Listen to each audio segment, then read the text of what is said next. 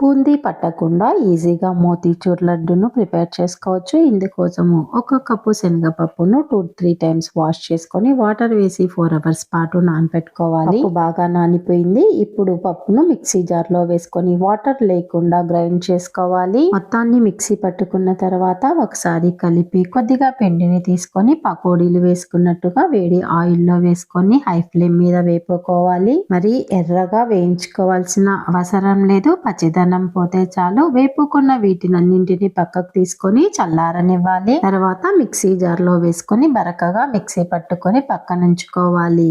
ఏ కప్పుతో అయితే పప్పును తీసుకున్నామో అదే కప్పుతో షుగర్ ని వేసి అరకప్పు వాటర్ ని వేసుకోవాలి. స్వీట్ ఎక్కువ కావాలి అనుకునే వాళ్ళు మరొక పావు కప్పును యాడ్ చేసుకోండి. పాకం రావాల్సిన అవసరం లేదు. చేత్తో టచ్ చేస్తే స్టిక్కీగా ఉంటే చాలు. ఆరెంజ్ ఫుడ్ కలర్ ని వేసుకోవాలి. ఇది ఆప్షనల్ మాత్రమే. ఇష్టం లేకుంటే స్కిప్ చేసేయండి.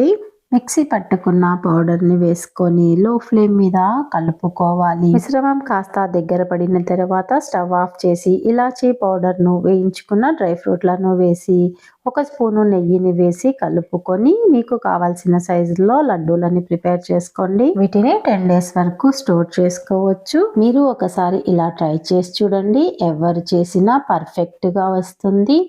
బూందీ పట్టకుండా ఈజీగా మోతీచూర్ లడ్డును ప్రిపేర్ చేసుకోవచ్చు. ఇందుకోసము ఒక కప్పు శనగపప్పును 2-3 టైమ్స్ వాష్ చేసుకొని వాటర్ వేసి 4 అవర్స్ పాటు నానపెట్టుకోవాలి. పప్పు బాగా నానిపోయింది. ఇప్పుడు పప్పును మిక్సీ జార్లో వేసుకొని వాటర్ లేకుండా గ్రైండ్ చేసుకోవాలి. మొత్తాన్ని మిక్సీ పట్టుకున్న తర్వాత ఒకసారి కలిపి కొద్దిగా పిండిని తీసుకొని పకోడీలు వేసుకున్నట్టుగా వేడి ఆయిల్లో వేసుకొని హై ఫ్లేమ్ మీద వేపుకోవాలి. మరి ఎర్రగా వేయించుకోవాల్సిన అవసరం లేదు. పచ్చిదనం పోతే చాలు. వేపుకున్న వీటినన్నింటిని పక్కకు తీసుకొని చల్లారనివ్వాలి. తర్వాత మిక్సీ జార్లో వేసుకొని బరకగా మిక్సీ పట్టుకొని పక్కనుంచుకోవాలి.